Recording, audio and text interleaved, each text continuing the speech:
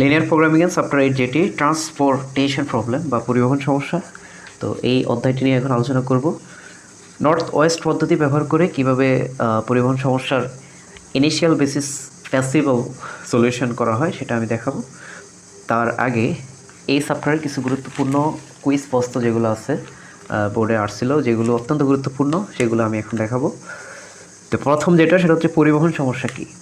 ওকে, পরিবহন সমস্যা কী? সেটা হচ্ছে যে কোনো নির্দিষ্ট সংখ্যক উৎস হতে কোনো নির্দিষ্ট সংখ্যক গন্তব্যে দ্রব্য সামগ্রী স্বল্প সময়ে বা স্বল্প ব্যয়ে পরিবহন সংক্রান্ত যে সমস্যা, সেটাকে বললেই আমরা পরিবহন সমস্যা। কয়েকবার যদি পড়ি আশা করি এটা আমাদের মুখস্থ হয়ে যাবে। অত্যন্ত গুরুত্বপূর্ণ, এই সাইডে দেখতে পাচ্ছেন অনেকবার আসছে। আচ্ছা, 2 নম্বর যেটা, সেটা হচ্ছে ভারসাম্য বা সুষম পরিবহন কাকে বলে, এটার এক্সাম্পল একটু পরে দিচ্ছি। সেটা হচ্ছে যে যদি কোনো পরিবহন সমস্যায় মোট সরবরাহ, যেটাকে আমরা ইংলিশে সাপ্লাই বলি, এবং মোট চাহিদা বা ডিমান্ড যদি সমান হয়, তবে ওই পরিবহন সমস্যাকে আমরা বলি সুষম বা ভারসাম্য পরিবহন। ঠিক আছে, তো এই প্রশ্নটা দেখবেন। লাস্ট একটা প্রশ্ন দেখাচ্ছি, সেটা হচ্ছে যে পরিবহন সমস্যার ইনিশিয়াল বেসিস ফেসিবল সলিউশন বা আদি মৌলিক অনুকূল সমাধান নির্ণয়ের অনেকগুলো পদ্ধতি আছে। পদ্ধতিগুলো কী কী? পাঁচটা পদ্ধতি বই আছে। এক নম্বর হচ্ছে north west corner method, row minima. 3 নম্বর হচ্ছে কলাম মিনিমা। 4 নম্বর যেটা, সেটা হচ্ছে ম্যাট্রিক্স মিনিমা বা লিস্ট কস্ট মেথড, তার এক নাম। 5 নম্বর যেটা, সেটা হচ্ছে বোজেলস অ্যাপ্রক্সিমেশন মেথড। ওকে, আচ্ছা খেয়াল করি এখানে বোজেল, এটা হচ্ছে বোগেল হবে না। ওকে, বোজেল অ্যাপ্রক্সিমেশন মেথড। ঠিক আছে, তো এবার আসি প্রশ্নের মধ্যে আসছে আবারও। এটা হচ্ছে আমাদের প্রশ্ন, এটা কীভাবে সলিউশন করব। আমরা এখানে দেখতেছি গন্তব্য দেওয়া আছে, উৎস দেওয়া আছে, আর এখানে চাহিদা যেটাকে আমরা ডিমান্ড বলে থাকি, যেটাকে আমরা বিজে দ্বারা প্রকাশ করি। আর সাপ্লাই দেওয়া আছে সাইডে, এটাকে বলে আমরা এআই দ্বারা প্রকাশ করি। তো এটা সলিউশন আমরা এখন দেখাবো। তো এটা সলিউশন দেখানোর আগে আমাদের দেখতে হবে মোট সাপ্লাই এবং মোট ডিমান্ড সমান আছে কিনা। তো এখানে দেখতেছি 14 আর 16 হচ্ছে 30, আর 5 হচ্ছে 35, আর এখানে হচ্ছে 14 আর 15 হচ্ছে কত? 14 আর 15 হচ্ছে 29, আর 6 35। তাহলে এই যে এটা বলছিলাম যে ভারসাম্য বা সুষম পরিবহন, এটা ওকে। তো এটা যদি ভারসাম্য বা সুষম পরিবহন না হতো, তাহলে আমাদের কৃত্রিমভাবে সারি কিংবা কলাম যোগ করে আমাদের এটা কী করতে, ভারসাম্য করতে হতো। যেহেতু এটা ভারসাম্য দেওয়া আছে, আমরা এখন এটা সমাধান দেখব। ওকে, তো সবাই কন্টিনিউ করতে থাকেন। আচ্ছা, সলিউশনটা সবাই লক্ষ্য করি। এখানে প্রশ্নে ডেস্টিনেশন দেওয়া ছিল, গন্তব্য যেটাকে আমরা বলি। তো D1 D2 D3 D4 লেখা হয়েছে। আর অরিজিন মানে উৎস আর কি, O1 O2 O3 এগুলো প্রশ্নে দেওয়া ছিল, এগুলো লেখা হয়েছে। সাপ্লাইকে আমরা এআই দ্বারা প্রকাশ করি, আর ডিমান্ড যেটা চাহিদা, সেটাকে বিজে দ্বারা আমরা প্রকাশ করি। আচ্ছা, ভিতরের যে মানগুলো আছে সেগুলোকে আমরা এই কর্ণ বরাবর লিখব। ওকে, 4 3 6 2 কর্ণ বরাবর লিখেছি। আর ডিমান্ড এবং সাপ্লাইয়ের যে মানগুলো আছে সেগুলোকে আমরা মাঝামাঝি অবস্থায় লিখেছি। ওকে, তো আপনারা এগুলো এভাবে লিখবেন যাতে খুব সহজে আমরা পার্থক্য করে ফেলতে পারি আর কি, যে এগুলো হচ্ছে সাপ্লাই এবং ডিমান্ডের মান, এগুলো হচ্ছে ভিতরে যে মানগুলো আছে এগুলো। ওকে, আচ্ছা আমাদের প্রথম কাজ হচ্ছে নর্থ ওয়েস্ট কর্নার পদ্ধতি। যেহেতু আমাদের আসলে নর্থ ওয়েস্ট কোনটা সেটা বুঝতে হবে। তো 4টা দিকের নাম আশা করি আমাদের জানা আছে। আমরা উপরের যে দিকটা, এটা সাধারণত আমরা নর্থ চিন্তা করি, এবং মানচিত্র যখন আপনারা ধরবেন, ওকে, সবসময় উত্তর দিকে ফিরিয়ে মানচিত্র ধরবেন আর কি। তো তাহলে আর কি সঠিকভাবে আপনি মানচিত্রর যে ম্যাপ যেটা, সেটা ভালোভাবে বুঝতে পারবেন। সো এটা যদি নর্থ হয়, এটা হচ্ছে আমাদের সাউথ, আর এটা হচ্ছে ওয়েস্ট। ওকে, আর এটা হচ্ছে ইস্ট। আমাদের বলছে যে নর্থ ওয়েস্ট। তো আপনাদের যদি বলা হয় উত্তর পশ্চিম কোনটা, তাহলে এটাই হচ্ছে নর্থ ওয়েস্ট। ওকে, তো এখানে যদি বলা হয় এখানে নর্থ ওয়েস্ট কোনটা, অবশ্যই আমাদের এটা নিয়ে কাজ করতে হবে। ওকে, এটাই হচ্ছে সেই নর্থ ওয়েস্ট। তো এটাকে আমরা প্রথমে কী করব, আবদ্ধ করব। আর সাপ্লাই এবং ডিমান্ডে এখানে একটু বেশি জায়গা রাখবেন। ওকে, তো এটাকে আমরা বর্গক্ষেত্র দ্বারা কী করব, আবদ্ধ করব 6। সো এই বরাবর আমরা প্রথমে সাপ্লাই দেখব। সাপ্লাই হচ্ছে 14, এবং ডিমান্ড যেটা সেটা হচ্ছে 6। তো সবচেয়ে ছোটো যেটা, সেটাকে আমরা এখানে নিয়ে আসবো। তো এখানে আমরা সবচেয়ে ছোটো পাইছি 6। তো যেটাকে আমরা নিয়ে আসি সেটাকে আমরা ক্রস দিয়ে ফেলি। আর এখানে ডিমান্ড থেকে আমরা 6 যেহেতু এনেছি, এই 6কে আমরা কী করব, ক্রস দিয়ে ফেলবো। আর এটা থেকে যে সাপ্লাই থেকে যেটাকে আনছি সেটা বিয়োগ করব। তো 14 থেকে যদি 6 আমরা মাইনাস করি, তাহলে সেক্ষেত্রে আমরা 8 পাচ্ছি। তো 8 লিখবে এখানে। ওকে, আশা করি বিষয়টা বুঝতে পারছেন।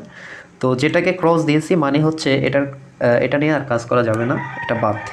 এখন আমাদের এই যে কলামটা আছে এটা সম্পূর্ণ কি বাদ, এগুলো নিয়ে আমাদের এখন চিন্তা করতে হবে। তো এখন যদি আপনাকে প্রশ্ন করে এখানে নর্থ ওয়েস্ট কোনটা আছে, তাহলে এটা হচ্ছে নর্থ ওয়েস্ট বরাবর। তো এটা হচ্ছে পোর নিয়ে আমরা এখন কি করব, কাজ করব পোর। তো এই বরাবর আমরা প্রথমে যেটা দেখব ডিমান্ড বা সাপ্লাই, যেটাই দেখেন সেখানে ডিমান্ড হচ্ছে 10 আর সাপ্লাই হচ্ছে 8। তো এখন যদি প্রশ্ন করা হয় সবচেয়ে ছোটো কত, সবচেয়ে ছোটো হচ্ছে 8। ওকে, আমরা লাস্টে যেটা লিখেছি সেটা নিয়ে কাজ করবো। ওকে, তো 8, তো 8কে আমরা এখানে আনবো। আচ্ছা, যেটাকে আনবো সেটাকে আমরা কি করব, ক্রস দিব। আর বাকি যেটা আছে ডিমান্ড থেকে এটা আমরা কী করবো, বিয়োগ করবো। ওকে, তো 10 থেকে আমরা যদি 2 বিয়োগ করি, 8 বিয়োগ করি, তাহলে আমরা যেটা পাবো সেটা হচ্ছে 2। সো এখানে আমরা 2 লিখলাম। আশা করি এটাও বোঝা গেছে।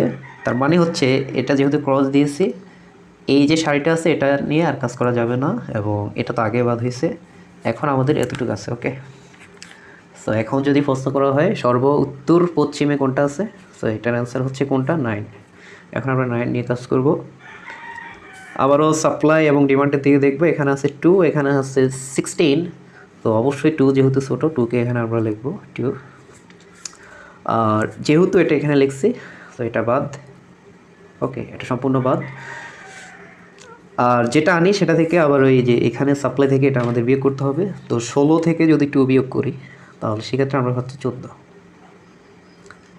আশা করি কীভাবে ঘটনাগুলো ঘটতেছে আপনারা বুঝতেছেন বিষয়গুলো। 14।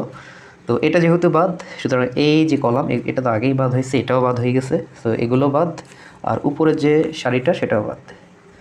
আচ্ছা, এখন যদি আমাদের প্রশ্ন করা হয়, তো সর্ব উত্তর পশ্চিমে ঠিক আছে, সর্ব উত্তর পশ্চিমে কোনটা আছে, এটা হচ্ছে 2। আমরা এখন কোনটা নিয়ে কাজ করব, 2 নিয়ে কাজ করব। সো 2কে আমরা বর্গক্ষেত্রে আবদ্ধ করি। আচ্ছা, এরপর আমরা দেখব এখানে সাপ্লাই এবং ডিমান্ডের দিকে। এখানে হচ্ছে 14 আর এখানে আছে কত, 15। তো তো কোনটা ছোট, 14 ছোট নাকি 15 ছোট? অবশ্যই 14 যেহেতু ছোট, 14কে আমরা এখানে আনলাম। ওকে, তো যেটাকে আনছি সেটাকে আমরা ক্রস দিয়ে ফেলবো। আর ডিমান্ড থেকে এটা আমরা কি করে দিব, বিয়োগ করে দিব। তো 15 থেকে 14 গেলে আমরা পাচ্ছি 1। ওকে, তো একেবারেই কমে যাচ্ছে, এটা বাদ। আমরা দেখতেছি এটাও এখন বাদ হয়ে গেছে, এই দুইটাও বাদ, আবার এইদিকে এই দুইটা বাদ। তো বাকি রয়েছে আর মাত্র এই যে অংশটা, এটা নিয়ে এখন আমরা কাজ করব। তো এখন যদি বলে সর্ব উত্তর পশ্চিমে কোনটা আছে, 2 নাকি 6? তো অবশ্যই 6। তো 6 নিয়ে আমাদের কী করতে হবে, কাজ করতে হবে 6। তো 6কে আবারও বর্গক্ষেত্রে আমরা আবদ্ধ করলাম। তো এখন আমাদের দেখতে হবে ডিমান্ডে আছে 1 আর সাপ্লাই যেটা সেখানে আছে 5। তো ছোটো কোনটা, তো অবশ্যই 1। সো 1কে আমরা এখানে আনলাম। আচ্ছা, যেটাকে আনছি সেটাকে আমরা কী করব, ক্রস করব। তাহলে এটা বাদ। আর এটাতে আমরা কী করি, বিয়োগ করি। তো 5 থেকে 4 যদি বিয়োগ করি তাহলে কত হয়, 5 থেকে 1 বিয়োগ করলে 4 হয়। তো সবগুলো বাদ, এখানে সব বাদ। এই যে এটা, এই কলাম বাদ, এই কলাম, এই 3 কলাম বাদ, আর এদিকে 2টা বাদ। তো এখন শুধু একটাই আছে, তো এটা নিয়ে কাজ করতে হবে, 2 নিয়ে কাজ করবো। ওকে, তো 2 নিয়ে কাজ করব। যেহেতু এখানে ডিমান্ডও 4 এবং সাপ্লাই 4, আমাদের অবশ্যই 4-এ আনতে হবে। ওকে, তো 4 যেহেতু আনছি, তো এই 4ও বাদ, এই 4ও কি বাদ। তো আমরা দেখবো লাস্টে মিলে যায় আর কি। তো এই 4 এবং 4 বাদ। তো আমাদের যে প্রাথমিক যে কাজগুলো আছে এগুলো কমপ্লিট। এখন আমরা চক হতে সমাধানটা বের করে ফেলতে পারবো। তো কীভাবে বের করবেন সবাই দেখতে থাকুন। ওকে, আচ্ছা, আমরা যদি বইয়ের সমাধানটা লক্ষ্য করি, এখানে প্রায় 6টি ছক ব্যবহার করে এরপরে সমাধানটা বের করা হয়েছে। তো আসলে আমাদের যেহেতু এত সময় নেই, তা আমরা একটি মাত্র ছক ব্যবহার করে, এটা যেহেতু একটি মাত্র ছক আমরা ব্যবহার করছি, এই কারণে আমরা এটা লিখে দিতে পারি যে নর্থ ওয়েস্ট কর্নার পদ্ধতি ব্যবহার করে নিচের যে পরিবহন সমস্যা সেটার একটি মাত্র ছক ব্যবহার করে আদি মৌলিক অনুকূল সমাধান নির্ণয় করি। ওকে, তো এটা আপনারা লিখে দিতে পারেন। আর এখানে কিছু ব্যাখ্যা যদি সময় থাকে আপনারা ব্যাখ্যাগুলো দিতে পারেন আর কি। এখানে আলাদাভাবে প্রথমে এটা নিয়ে কাজ করছে 6, এরপরে 8, এভাবে আলাদাভাবে 6টি ঘর হয়ে গেছে আর কি। ওকে, তো আমরা এখানে আসছি। ওকে, তো এটা লিখবো। এরপর আমরা এতটুকু করার পর যেহেতু সকল সরবরাহ শেষ হয়েছে এবং চাহিদা পূর্ণ হয়েছে, সুতরাং চক হতে আদি মৌলিক অনুকূল সমাধান পাই। তো এই লেখাটা আমি লিখছি এখানে। আচ্ছা, এখানে আমাদের এক্স এর মান লাগবে আর হচ্ছে সি এর মান লাগবে। ওকে, তো এক্স এর মান কোনগুলো, যেগুলোকে আমরা বৃত্ত করেছি এগুলো হচ্ছে এক্স এর মান, আর যেগুলো বক্স আর কি, বক্সে যেগুলো আছে বর্গক্ষেত্রে যেগুলোকে আবদ্ধ করছি সেগুলো হচ্ছে সি এর মান। ওকে, তো এখন যদি বলা হয় এখানে এটা হচ্ছে x11, x11 মানে হচ্ছে এটা যেহেতু প্রথম সারির প্রথম কলাম, এটার মান কত 6। আচ্ছা, যেখানে মানগুলো লিখতেছি, যেখানে x11 হচ্ছে 6 আর এটা কত, এটা হচ্ছে x12, এটা হচ্ছে 8। সো এইখানে আর কোনো মান নাই, এটা হচ্ছে x কত, x হচ্ছে এটা হচ্ছে 22। ওকে, অর্থাৎ দ্বিতীয় সারি দ্বিতীয় কলাম যেহেতু এটার মান হচ্ছে 2, এটা হচ্ছে x23, এটার মান হচ্ছে 14। আর এখানে দেখতেছি x, এটা হচ্ছে তৃতীয় সারি তৃতীয় কলাম যেহেতু x33, এটা হচ্ছে 1। আর x তৃতীয় সারি চতুর্থ কলাম যেহেতু এটার মান কত, এটার মান হচ্ছে 4। তো আমরা এই মানগুলো বের করেছি। সো এরপরে যেগুলোকে আমরা সি এর মান লাগবে, সি মানে সেল আর কি। তো C11 কত, C11 মানে হচ্ছে এখানে কত, এটা হচ্ছে 6। এরপরে C12 লাগবে, C12 এর মান কত, C12 এর মান হচ্ছে 4। এরপরে C22 লাগবে, C22 কত, C22 মানে হচ্ছে 9। এরপরে এটা কত, C23 যেটা সেটা হচ্ছে কত 2। আর এরপরে C33 মানে হচ্ছে 6। আর C34 আর কি, এটার মান হচ্ছে কত, এটার মান হচ্ছে 2। তো এটা হচ্ছে 2।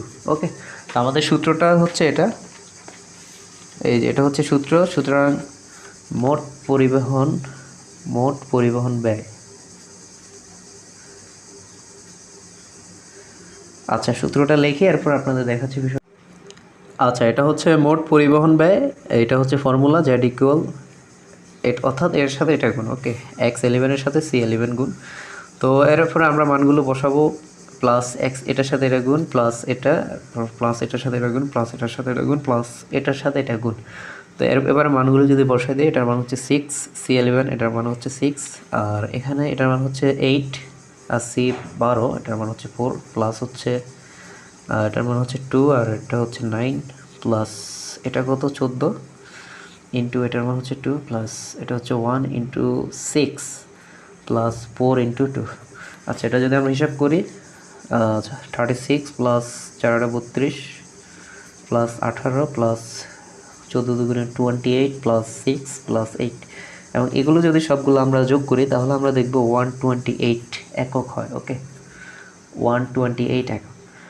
সো এটাই হচ্ছে অ্যান্সার, অর্থাৎ নর্থ ওয়েস্ট কর্নার পদ্ধতিতে পরিকল্পনার মোট পরিবহন ব্যয় হচ্ছে 128 একক। তো এইভাবে আপনারা সমাধানগুলো বের করে ফেলবেন। ওকে, তো পরবর্তী ক্লাসে বোজেল অ্যাপ্রক্সিমেশন যেটা আছে সেটা নিয়ে আলোচনা করব। তো সবাই ভালো থাকবেন, সুস্থ থাকবেন, আল্লাহ হাফেজ।